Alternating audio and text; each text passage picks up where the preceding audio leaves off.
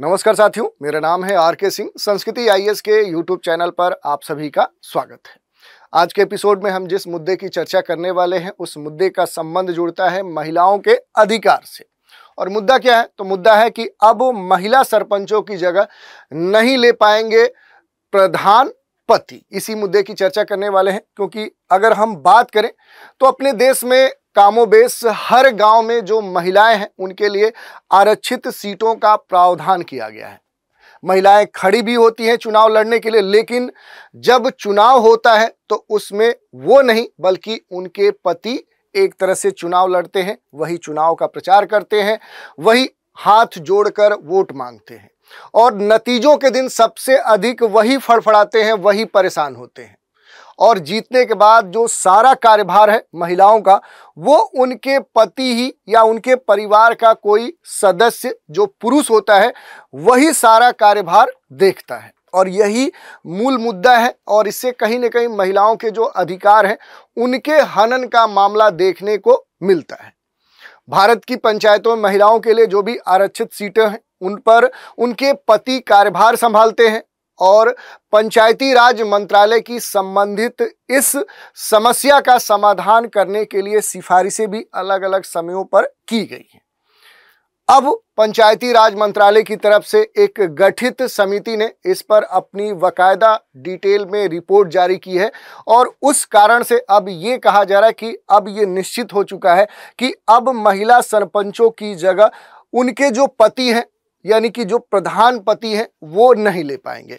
इसी मुद्दे की चर्चा करेंगे। इस पूरे मामले को हम समझेंगे कि आखिर ये मामला चर्चा में क्यों है, जो रिपोर्ट जो समिति ने दी है उसके मुख्य बिंदु क्या है, आखिर प्रधान पति होते क्या है और उनसे जुड़ी हुई जो मुख्य बातें हैं उन पर हम बात करेंगे। और ये जो समस्या है इसके समाधान के लिए क्या किया जा सकता है, क्या सुझाव दिए गए हैं और महिला सशक्तिकरण के संदर्भ में ये पूरा मामला कैसे जुड़ता है। और इसी में हम देख लेंगे पंचायती राज है क्या और पंचायती राज से जुड़े हुए जो अहम पहलू हैं, जो 73वां संविधान संशोधन है उसको हम देख लेंगे, पेशा जो अधिनियम है, एक्ट है, उसके बारे में भी हम चर्चा कर लेंगे। तो ये सारे मुद्दे हैं जिनकी डिटेल से आज के एपिसोड में हम एक एक करके चर्चा करने वाले हैं। चलिए, मुद्दा ये प्रधान पति का राज अब हो जाएगा खत्म और अब पूरी ताकत महिला सरपंचों के हाथ में आ जाएंगी। अगर ये बात हो जाती है तो बहुत ही अच्छी बात है। अब ये पूरा मामला चर्चा में क्यों है, पहले इसकी हम चर्चा करते हैं। तो देखिए, भारत की पंचायतों में महिलाओं के लिए आरक्षित जो सीटें हैं उन पर अधिकांश मामलों में ये देखा जाता है कि जो उनके पति होते हैं या उनके ही परिवार, उनके घर के जो दूसरे पुरुष होते हैं वही सारा कार्यभार संभालते हैं और वो जो महिला है वो एक प्रतीकात्मक रूप से ही रह जाती है, वो केवल हस्ताक्षरकर्ता बनकर रह जाती है। जहां भी जरूरत पड़ती है वो जाकर अपने सिग्नेचर कर देती है और उसके बाद सारा जो कार्यभार है या तो उसके पति या फिर परिवार का ही कोई पुरुष जो सदस्य है वो निभाता है। पंचायती राज मंत्रालय की तरफ से इसी समस्या के समाधान के लिए कई बार सिफारिशें की गई थी और अब इसके लिए एक समिति गठित की गई थी जिसने इस पर अपनी जो रिपोर्ट है वो प्रस्तुत कर दी है। कुछ महत्वपूर्ण बिंदुओं की अगर हम बात करें तो इस रिपोर्ट में ये कहा गया कि जो प्रधान पति है जैसी प्रथा को रोकने के लिए ऐसे मामलों में लिप्त पाए जाने वाले जो लोग होंगे अब उन पर भारी जुर्माना की सिफारिश इस रिपोर्ट में की गई है और जुर्माना और इसके साथ दंड का भी प्रावधान इस रिपोर्ट में दर्शाया गया है। तो अगर ऐसे मामले पाए गए तो उनके ऊपर कार्रवाई होगी, जो भी प्रधान पति इस मामले में सम्मिलित पाया जाएगा। साथ ही महिलाएं बेहतर तरीके से काम कर पाए और इसके लिए उन्हें आर्टिफिशियल इंटेलिजेंस, कृत्रिम जो बुद्धिमत्ता है, उसके जरिए बेहतर ट्रेनिंग दी जाएगी और नीतिगत सुधार लाने के लिए इस रिपोर्ट में खास तौर पे बात कही गई है। भारत में जो पंचायतें हैं उनके 3 स्तर होते हैं, त्रिस्तरीय पंचायतें होती हैं और लगभग देखें तो 2.63 लाख जो पंचायतें हैं इनमें से 32.29 लाख जो निर्वाचित प्रतिनिधि हैं उनमें से 46.6% यानी कह सकते हैं कि 15.03 लाख महिलाएं हैं इसमें। तो ये आंकड़ा काफ़ी महत्वपूर्ण हो जाता है। और रिपोर्ट में ये भी कहा गया है कि उत्तर प्रदेश, बिहार, हरियाणा, राजस्थान जैसे जो राज्य हैं यानी उत्तर भारतीय जो राज्य हैं वहाँ ऐसे ऐसे मामले सामान्य तौर पे देखने को मिले हैं जहां महिला प्रतिनिधियों की जगह पर उनके पति या उनके घर परिवार का कोई पुरुष सदस्य ही इस तरह के कार्यभार निभाता है। तो ये मामला खास तौर पे भारत के जिन क्षेत्रों में इस तरह के मामले देखने को मिले हैं उसके बारे में भी बात कही गई है। अब मुद्दा आता है कि आखिर कौन होते हैं प्रधानपति, जिसके बारे में कहा जा रहा है कि अब महिला सरपंचों की जगह नहीं ले पाएंगे प्रधानपति। तो देखिए, भारत में पंचायती राज व्यवस्था में जो महिलाएं हैं, महिलाओं को एम्पावर्ड करने के लिए और मजबूत बनाने के उद्देश्य से आरक्षित सीटों की व्यवस्थाएं की गई। लेकिन अब व्यवहारिक रूप से जमीनी स्तर पे ये देखने को मिल रहा है कि इन महिलाओं की जगह पर उनके पति या घर का जो अन्य पुरुष है वही उनका पूरा कार्यभार संभालता है। जैसे हमने बताया था पहले ही कि हर गांव में जो महिलाओं के लिए आरक्षित सीटें हैं उन पर महिलाएं तो खड़ी होती हैं, लेकिन चुनाव वे नहीं लड़ती बल्कि उनके पति लड़ते हैं या उनके किसी परिवार का ही एक सदस्य जो पुरुष होता है वो एक तरह से लड़ता है, वही चुनाव में जाता है, चुनाव प्रचार करता है, हाथ जोड़कर वोट मांगता है। और जैसा मैंने बोला कि नतीजे जिस दिन आते हैं उस दिन सबसे अधिक परेशान वही होता है। और यदि महिला कैंडिडेट जीत जाती है तो उसका सारा जो कार्यभार है वही जो पति होता है उसका वो देखता है या उसके परिवार का कोई जो पुरुष सदस्य है वही देखता है। तो इसी कारण से ये जो मामला है ये चर्चा में बना हुआ है। अब चूंकि हम बात कर रहे हैं प्रधानपति की कि आखिर प्रधानपति कौन होता है, तो देखिए, अगर कोई महिला है वो सरपंच चुनी जाती है तो उसका जो पति है उसे ही सामान्य तौर पे क्या हम बोल देंगे, वो प्रधानपति कहलाता है। और जहां निर्वाचित महिला प्रतिनिधि केवल नाम मात्र की होती है, असली जो शक्ति होता है उसके पति या उसके परिवार के किसी पुरुष सदस्य के पास ही होता है। तो एक तरह से हम कह सकते हैं कि प्रधानपति या जो सरपंच पति की जो एक प्रथा है अब वो अपने देश में खास तौर पे जो उत्तर भारत के राज्य हैं जैसे यूपी है, हरियाणा है, बिहार है, राजस्थान है, ऐसे राज्यों में सामान्य तौर पे देखने को मिल रही है। और इसी के संदर्भ में कुछ सुझाव भी दिए गए हैं कि आखिर इसका समाधान कैसे किया जा सकता है। जो पंचायत प्रतिनिधि हैं उनके लिए डिजिटल जो प्रशिक्षण है और जो जागरूकता कार्यक्रम है इससे जोड़ने का प्रयास करने का सुझाव दिया गया है। जो प्रधानपति है यानी कि जो महिला आरक्षित जो सीट है उससे चुनी गई जो महिला सरपंच है उसके जो पति हैं उनके दखल पर सख्त कार्रवाई और कानूनी प्रक्रिया लागू करने की बात कही गई है और उन्हें दंड और जुर्माना भी देने का प्रावधान की सुझाव या इस समस्या के समाधान के लिए दंड दिया गया है। ग्राम सभा में जो सार्वजनिक शपथ ग्रहण समारोह है वो आयोजित करने की बात कही गई है जिससे ये पता चल सके कि आखिर इस चुनाव में जो जीतने वाला कैंडिडेट है यानी कि वास्तव में जो सरपंच है वो कौन है ये निर्धारित हो सके और पंचायतों के जो कार्य निष्पादन है उनकी डिजिटल निगरानी हो कि आखिर वास्तव में जमीनी स्तर पे जो पंचायतें हैं वहां पर कार्य कौन कर रहा है, कार्यभार कौन संभाल रहा है। और इसके लिए जो पारदर्शिता है वो बढ़ाने के लिए ऑनलाइन पोर्टल के उपयोग पर भी जोर देने की बात कही गई है। यही नहीं, इस पूरे मुद्दे में इस समस्या की जड़ में जो रिपोर्ट है उसमें एक खास मॉडल की चर्चा की गई है और वो मॉडल है केरल से जुड़ा हुआ मॉडल। केरल में जो पंचायत प्रणाली है उसको अत्यधिक प्रभावी बनाने के लिए जो विशेष लिंग आधारित कोटा है और जो महिलाओं के नेतृत्व है उसको बढ़ावा देने के लिए जो एंटी प्रधानपति जो पुरस्कार है ये पहल शुरू की गई थी। तो ये बात कही गई है कि इसी तरह सुधार पूरे भारत में लागू किए जाने चाहिए।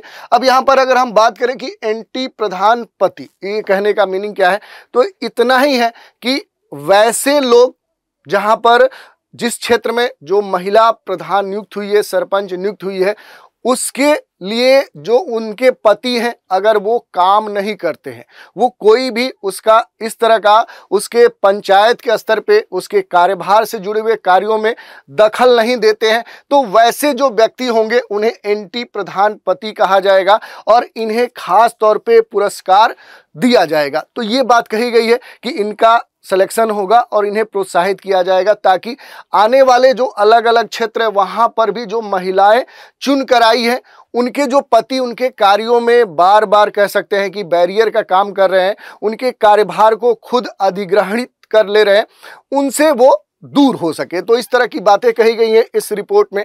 इसके अलावा देखिए, महिला सशक्तिकरण के लिए जो अभी तक किए गए प्रयास हैं उनकी हम थोड़ी सी चर्चा कर लेते हैं। तो देखिए, सबसे पहले 1952 में हुए संविधान संशोधन के बाद जो ग्राम पंचायत है, पंचायत समिति है और जो जिला परिषद है, इन तीनों में महिलाओं के लिए 1/3 जो सीटें हैं वो आरक्षित करने का प्रावधान लागू किया गया। इसके बाद में देखें तो देश के 21 राज्य और 2 केंद्र शासित प्रदेशों ने इसे बढ़ाकर 50% कर दिया, यानी कि अधिक से अधिक जो महिलाओं की भागीदारी है वो सुनिश्चित की जा सके।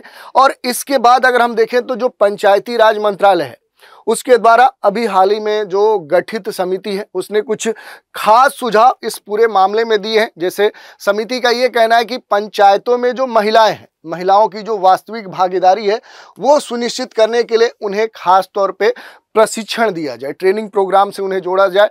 प्रधान पति जैसी जो प्रथाएं, जो पद्धतियां सामान्य तौर पे एक तरह से लागू हो चुकी हैं, उनमें शामिल लोगों को क्या किया जाए, दंडित किया जाए। और महिलाओं के लिए जो नेतृत्व विकास कार्यक्रम है, लीडरशिप जो प्रोग्राम है वो चलाया जाए। ग्राम सभा में सार्वजनिक रूप से शपथ ग्रहण समारोह का आयोजित किया जाए और यह स्पष्ट हो कि निर्वाचित महिला ही पंचायत की असली प्रधान है, प्रमुख है। पंचायतों में जो महिला लोकपाल है उसकी नियुक्ति किए जाने के भी सुझाव इस समिति या इस रिपोर्ट में दी गई है। अब देखिए, थोड़ा सा बात कर ले पंचायती राज की। भारत में जो लोकतांत्रिक विकेंद्रीकरण है उसकी आधारशिला मानी जाती है और भारत में जो पंचायती राज प्रणाली है इसके बारे में देखें तो स्थानीय जो स्वशासन है उसकी सबसे महत्वपूर्ण ये व्यवस्था मानी जाती है जो जनता की सीधी भागीदारी और जो ग्रामीण विकास है उसको बढ़ावा देने के लिए ये बनाई गई थी। 1957 में जो बलवंत राय मेहता समिति है, ये कमेटी बनाई गई थी। इसी ने पंचायती राज व्यवस्था को लागू करने की सिफारिश की थी। इसके बाद 2 अक्टूबर 1959 को राजस्थान के नागौर जिले में पहली बार पंचायती राज व्यवस्था लागू की गई थी। तो ये पहली शुरुआत थी जब अपने देश में पंचायती राज व्यवस्था शुरू हुआ था और 1952 में 73वें संविधान संशोधन के तहत इसे कानूनी मान्यता प्रदान कर दी गई। तो ये इसका बेसिक जो हिस्टोरिकल बैकग्राउंड है वो हमने देखा। अब थोड़ा सा बात कर लेते हैं पंचायती राज की जो संरचना है, इसका जो स्ट्रक्चर है। तो देखिए, ये जो पंचायती राज है ये प्रणाली 3 स्तरीय संरचना पर आधारित है। पहला, ग्राम पंचायत यानी विलेज के स्तर पे, गांव के स्तर पे, और प्रत्येक गांव में क्या होती है कि ग्राम सभा होती है। सभी गांव में जाएंगे तो ग्राम सभा होगी जिसमें सभी जो वयस्क नागरिक होते हैं उस ग्राम सभा के, वो क्या कर सकते हैं, वो वोट कर सकते हैं, वो मतदान कर सकते हैं। ग्राम पंचायत का जो नेतृत्व होता है वो कौन करता है, तो वो सरपंच करता है, जिसकी आज हम बात कर रहे हैं। और महिलाओं के लिए खास तौर पे क्या होता है कि अब यहाँ पर जो सीटें हैं उनमें आरक्षण प्रदान किया गया है जो चुनाव के द्वारा चुना जाता है। दूसरा जो स्तर होता है वो पंचायत समिति होती है, जिसे सामान्य बोलचाल की भाषा में ब्लॉक स्तर बोलते हैं। पंचायत जो समिति है ये ग्राम पंचायतों की जो गतिविधियां हैं उनको क्या करती है, उनका समन्वय करती है। जो भी ग्राम सभा है उनका समन्वय कौन करता है, वो ब्लॉक स्तर पे किया जाता है। और ये ब्लॉक स्तर पे विकास की जो योजनाएं होती हैं उनको लागू और उन्हें कहीं ना कहीं रेगुलेशन के स्तर पे उनका सुपरविजन ब्लॉक के स्तर पे किया जाता है। तीसरा जो स्तर है वो जिला परिषद है, जिसे जिला स्तर पे कहीं ना कहीं रेगुलेट किया जाता है। ये पंचायत समितियों की सर्वोच्च इकाई मानी जाती है। ये हायरार्की में देखेंगे तो ऐसे हायरार्की बढ़ रही है। सबसे जो बेसिक स्तर पे है वो ग्राम पंचायत है, उसके बाद मध्य स्तर पे पंचायत समिति है और जो सर्वोच्च इकाई है वो जिला परिषद या जिला स्तर है। और जिला स्तर पर ही विकास कार्यों की खास तौर पे देख रेख होती है और जिला परिषद का जो नेतृत्व है वो जिला जो प्रमुख होता है वो करता है। तो इस तरह से हमने देख लिया कि आखिर ये 3 स्तरीय जो पद्धति है, जो प्रणाली है, वो है क्या। इसके लिए सबसे महत्वपूर्ण जो 73वां संविधान संशोधन है ये हो जाता है और इसके महत्व जो होते हैं वो सबसे महत्वपूर्ण हो जाते हैं। तो थोड़ा सा इन पर हम की पॉइंट पर चर्चा कर लेते हैं। जैसे जो 73वां संविधान संशोधन है, आखिर इसका क्या सिग्निफिकेंस है, क्या महत्व है। तो देखिए, पंचायतों के स्तर पर देखें तो जो 33% का जो आरक्षण है, जो रिजर्वेशन है, ये जो आरक्षण है ये महिलाओं के लिए अनिवार्य किया गया, जिसके बाद से कई सारे जो राज्यों हैं वो राज्यों ने अपने यहाँ ये आरक्षण 50% तक निर्धारित कर दिया।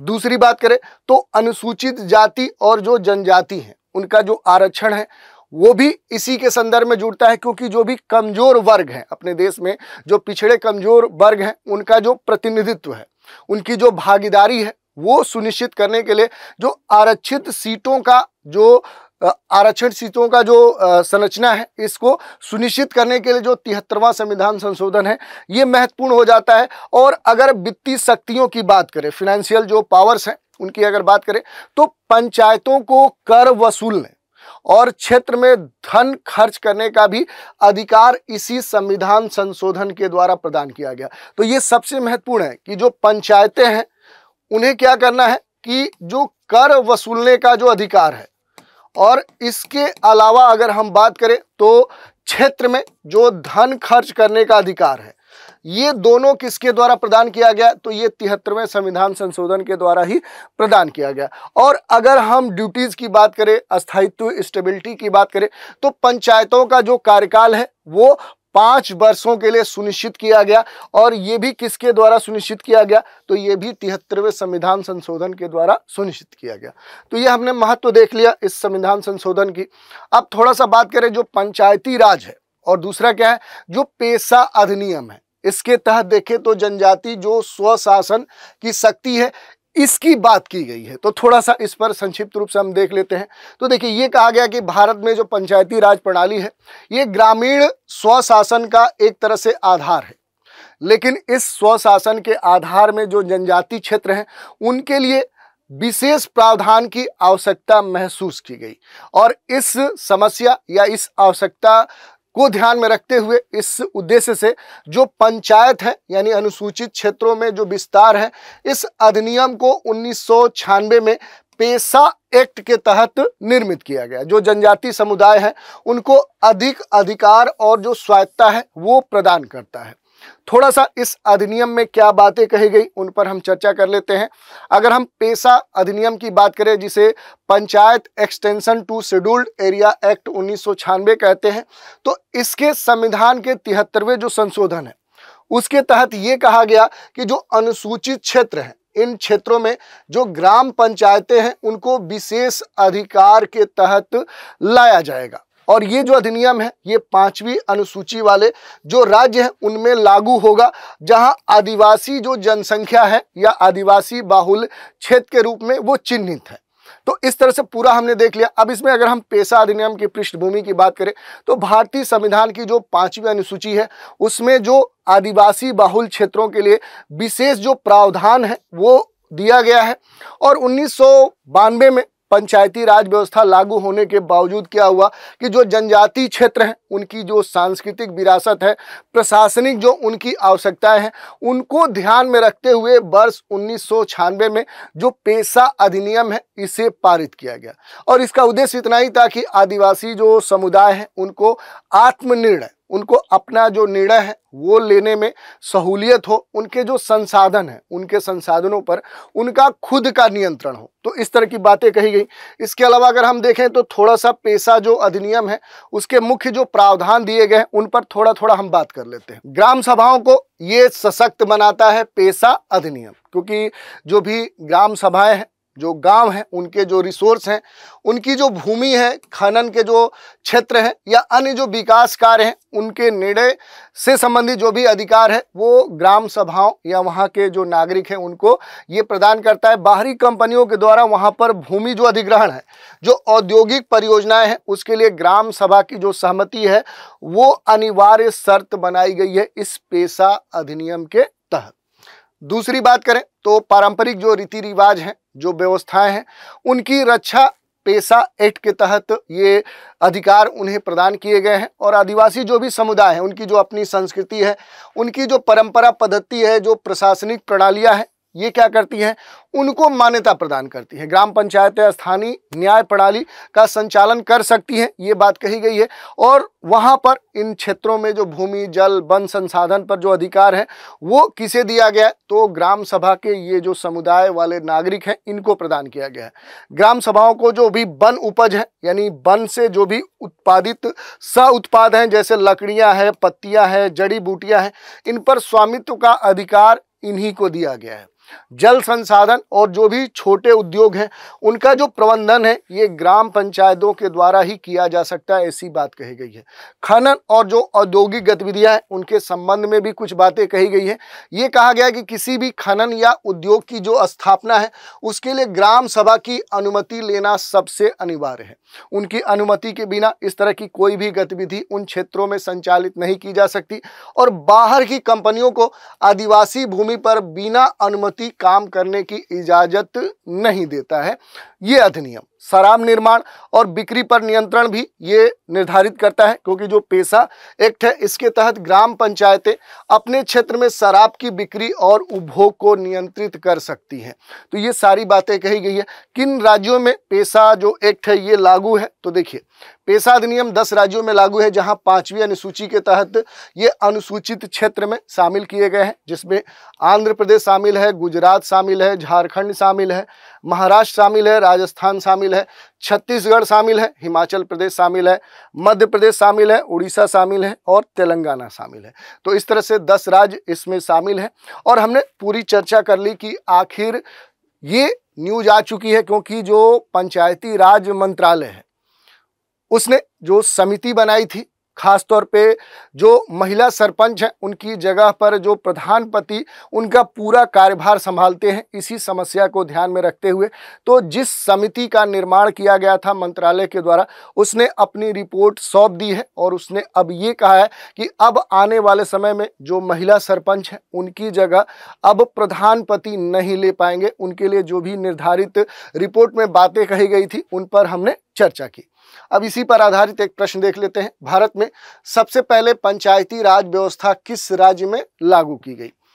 विकल्प हैं उत्तर प्रदेश, बिहार, राजस्थान और पश्चिम बंगाल। तो इसका उत्तर आप हमें कमेंट के माध्यम से दे सकते हैं। तो इस तरह से हमने चर्चा कर ली किस मुद्दे की, कि महिला सरपंचों की जगह नहीं ले पाएंगे प्रधानपति, और देख लिया कि आखिर ये पूरा मामला था क्या और इसके संदर्भ में आखिर कौन सी कमेटी बनाई गई थी, उसने क्या सिफारिशें की हैं, और इससे जुड़े हुए जो अन्य पहलू थे उन पर भी हमने डिटेल से बात की। तो आज के एपिसोड में इतना ही। आप सभी हमारे साथ बने रहें, इसके लिए धन्यवाद।